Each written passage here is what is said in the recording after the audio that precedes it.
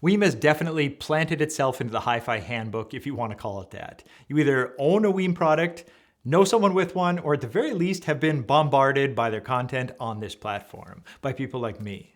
It's not the final word when your goal is the ultimate HiFi experience, but good luck beating it for less. Today I plan to cover everything new on this WiiM Amp Pro model.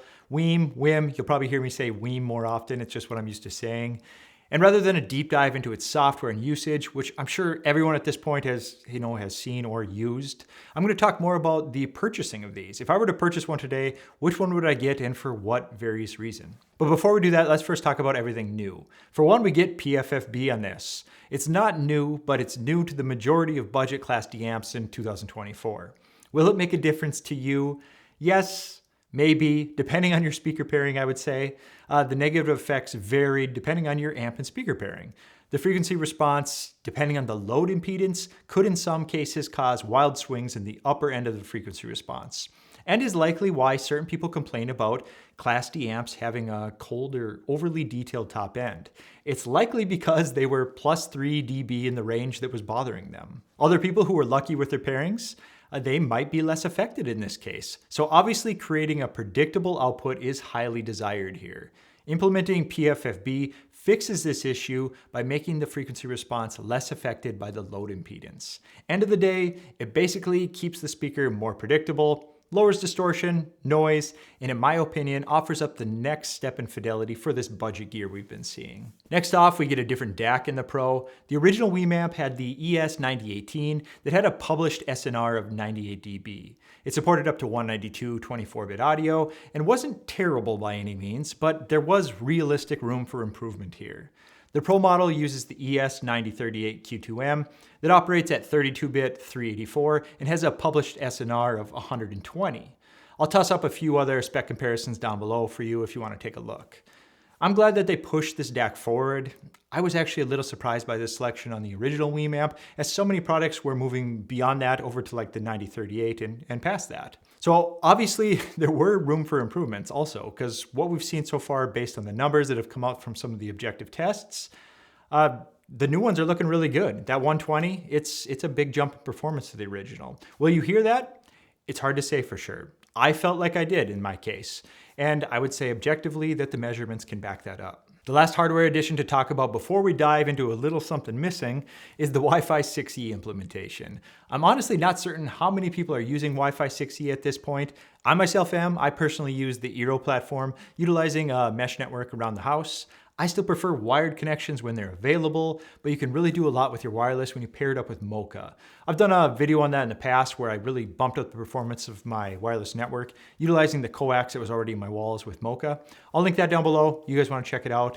But don't go clicking off this one yet. Let's get through my opinions on which one is the right buy first. Anyways, Wi-Fi 6E offers a pretty significant upgrade over the Wi-Fi 5 on the previous model. 6E can reach speeds up to 9.6 gigabytes per second, while 5 has a maximum of 3.5.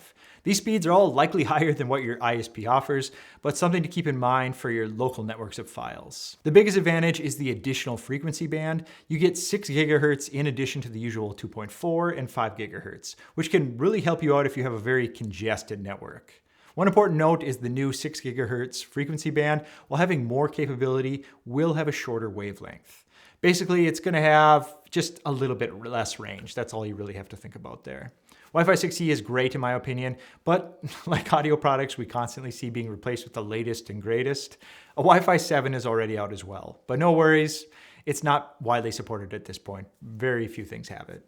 So what's that item that's missing? I'm sure no one's heard about that yet. I think everyone knows about it at this point, but it's AirPlay. We used to see it, but we don't on any of the new WiiM releases. I personally am not sure what's going on there, but it comes up in every comment section, so we might as well get it out of the way. WiiM themselves state the feature it's been removed and it isn't clear if it's coming back. So if AirPlay is a deal breaker for you, take notice here. Myself, I rarely use it and prefer to stream using things that they do offer, such as Tidal Connect or their Amazon Music integration. And you know, that Amazon Music integration is something that's missing on the vast majority of the streamers out there, so that one is good to have. So yeah, AirPlay's gone and it might not return.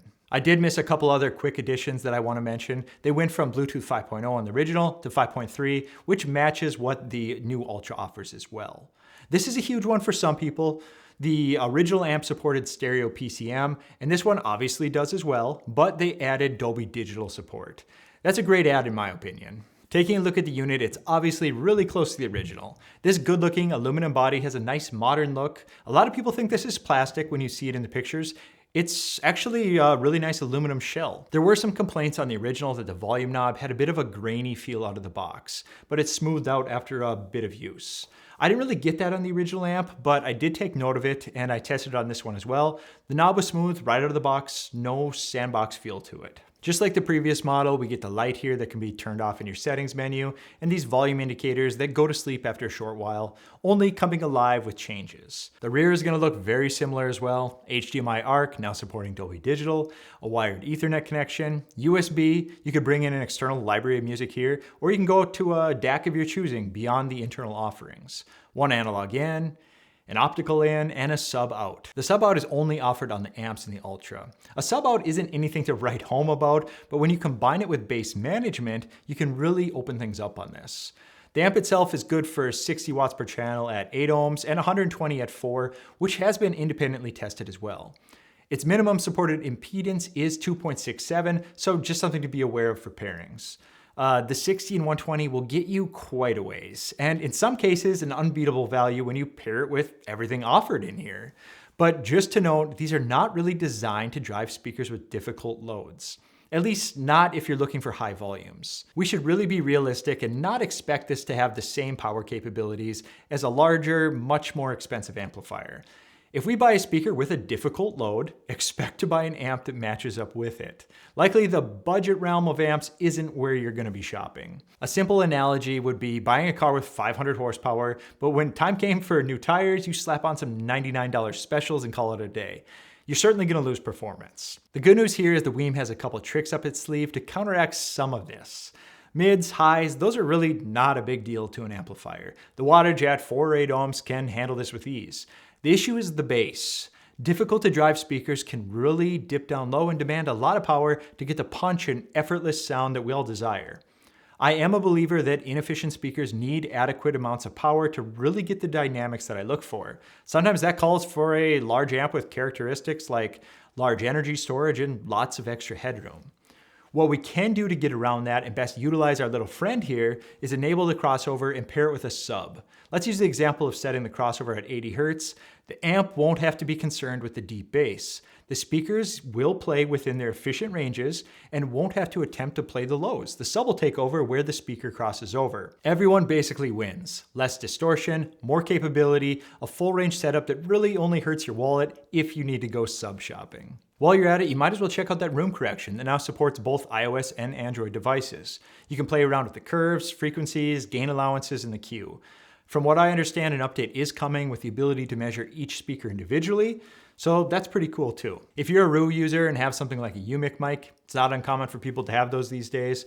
That's a fair solution too that might get you a little bit more precision in the final results of that room correction. But for the person looking for the quick and easy, the phone room correction did pretty well in my space. I don't think I really need to cover the software at this point since all the products run almost the same version. Just a few extra options here and there on some of the more premium models. But for the most part, the WiiM software is my A standard. It's just flat out better than the others. All the companies paying for things like Play-Fi better figure things out quick because, yeah. The quick and dirty rundown on the software, you get Spotify, Tidal, Amazon Music, Qobuz, Napster, Pandora, TuneIn, Deezer, as well as Chromecast, Spotify, and Tidal Connect. And it's room ready too. There is multi-room audio that works really smoothly, no complaints there, and a cheaper alternative to Sonos.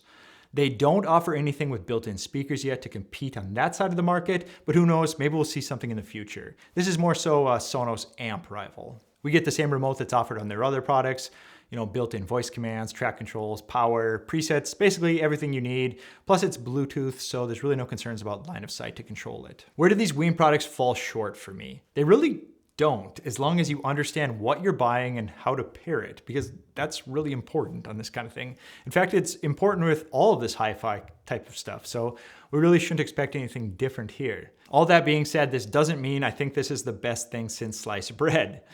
I think the next step here needs to be moving on to a more advanced amplifier, It's gonna cost more, but at the same time, I really feel like people will pay for it. The software is already there. It's as good as the big boys, if not better. Next step would be something that fights in that $1,000 range with something on par with, let's say, like a HiPex amp offering.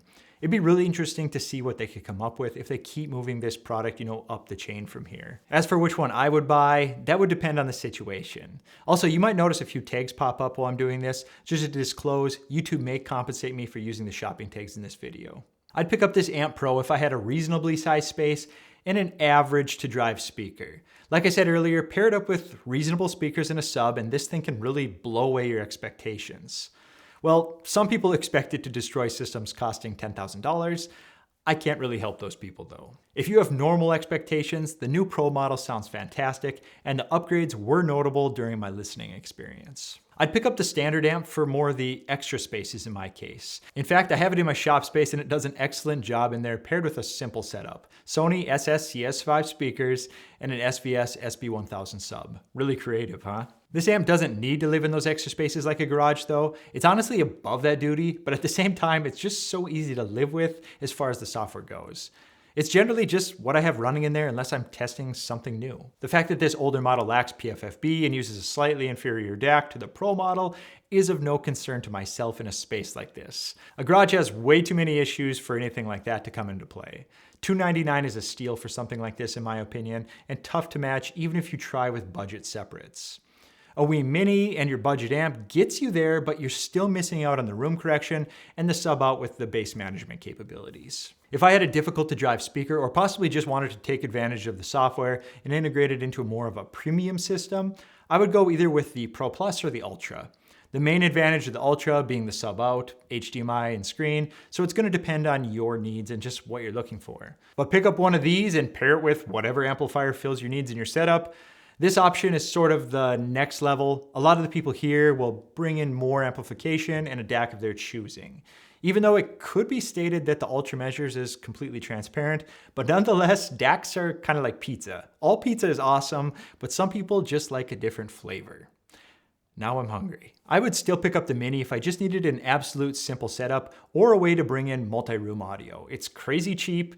That little hockey puck still does a really awesome job. To wrap this up, the WiiM Amp Pro sounds a little better. When I went back and forth, I subjectively noted the highs presented a little more refined, more of a clean sound in that regard. Outside of that, I didn't really note any discernible differences. PFFB is the way to go and does make a measurable difference, but it's just not going to be night and day difference. What can be that night and day difference is your pairing and how you use the unit as far as the PEQ, crossover settings, and all that jazz. They also made some noteworthy improvements to hardware and thankfully nothing to negatively impact the software. At $379, I really like the unit. The build quality and performance exceeds the price, and that's what's really important here, finding value. $5,000 high-end products are cool too. I love reviewing them. Well, as long as they're not 3% better for a 500% price increase. Thanks for going on another WiiM journey with me. I'm sure we'll have another one in the near future. If you made it to this point, you're likely two things: a real member of this community and hungry from the pizza talk. Please consider sending a like, comment my way, even just saying hi or letting me know how wrong I am that all pizza is good helps to boost these videos and push them out to a wider audience. If you're not subscribed, no pizza for you. Take care. Later.